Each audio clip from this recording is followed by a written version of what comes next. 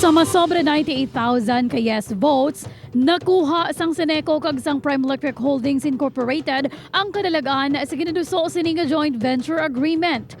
Ini matapos malapawan sang yes votes ang kinahanglanon ga 89,000 plus 1 nga mga boto. Ang nabilin ganing iduha kadlaw nga schedule sang plebisito ginkansela na lang. Sa karon nga nakuha na ang pulso sang member consumer owners, ano na bala ang masunod sa plano?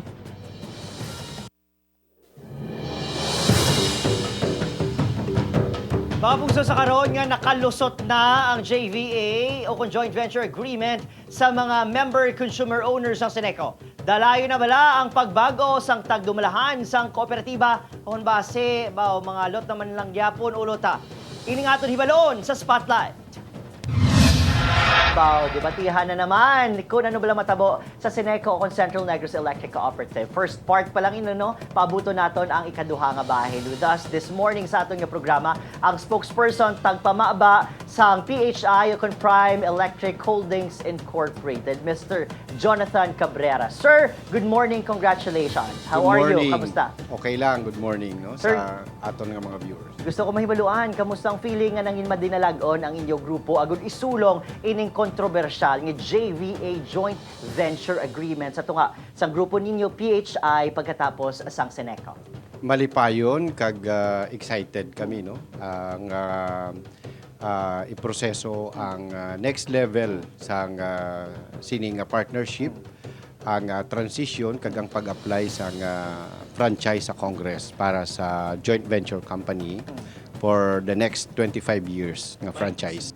Sir, nangin mabudlay nga labuton at first ining 50% plus 1 nga threshold. At first no 190,000 plus nga mga MCOs ang kabayin sang atong listahan gin trim down to 170. Iga-expect bala kamo at first nga malabot ginaton ining 50% plus 1 nga kung sumasamahon more than close to 90,000.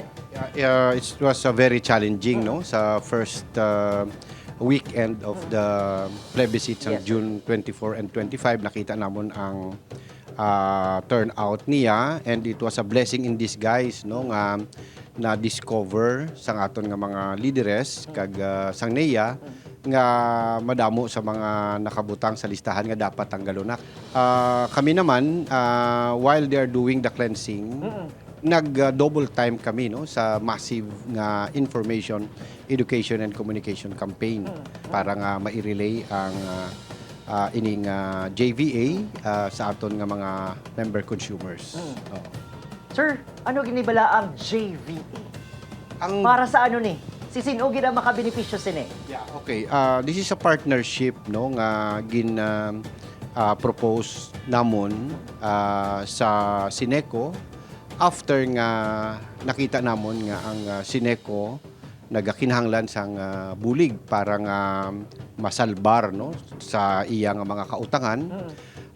Ikaduha, nakita namon nga kinahanglan na nga i-upgrade kag i-modernize no ang mga pasilidad sang Seneco. Okay. Amo nang naging motivation for us no to submit this proposal. And as to the benefits, yes, the consumers will definitely benefit. No?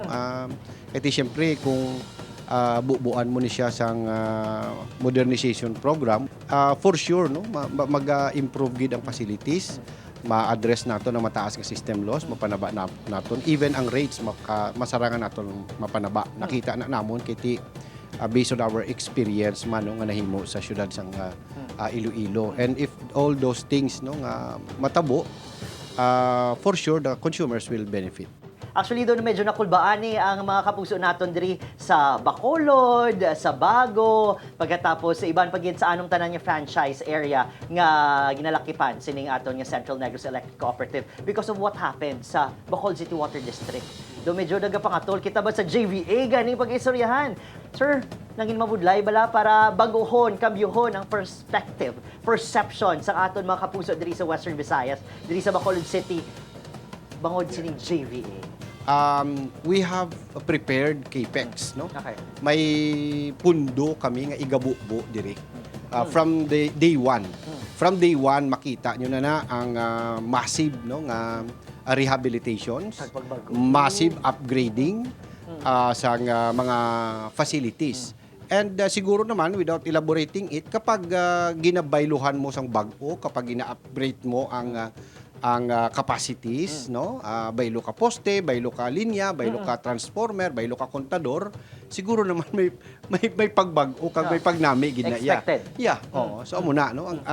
So I cannot speak on behalf of what happened Yes. no, sa Basiwa and Prime Water, but as far as we are concerned, di ka muna lang bahala maghambal kung may kinalain ba dira, no? Lauman bala namon nga sa inyo pagsulod bilang Negros Power na mabag-o na ning sitwasyon diri sa Bacolod City kay sa iba nga franchise areas sa Seneco. Yes, sir. But of course, we cannot expect na Inasnap. it is na overnight madula na tanan, no? That's why gina-emphasize namon subong 5 years. 5 years. Ang amon niyang development and modernization program nga himuon, no? Sir, sa daso naman halong gid. Salamat. Thank you.